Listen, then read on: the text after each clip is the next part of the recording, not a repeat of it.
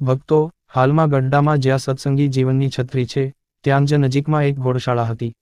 ત્યાં બધા ઘોડાઓ તેમજ માણકી રહેતા. એકવાર માણકીને ખૂબ સરસ ઘોડો આવ્યો. તે ખૂબ જ રૂપાળો, ચંચળ અને નીલી ડોકવાળો હતો. ઘોડો થોડો મોટો થતાં એકવાર એક સોદાગરની નજરે ચડ્યો. તેમને ખૂબ જ ગમી ગયો.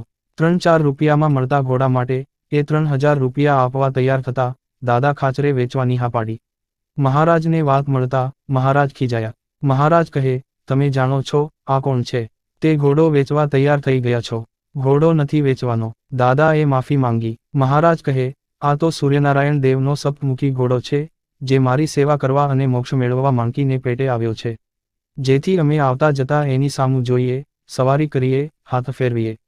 એ તો થોડો સમયમાં મૃત્યુ પામીને પાછો જતો રહેશે. આજ પછી યાદ રાખજો, અહીંયા જે જન્મે છે તે દરેક મુક્ત હોય છે, જે મારી સેવા કરવા આવ્યા હોય છે. સૌને જય સ્વામિનારાયણ.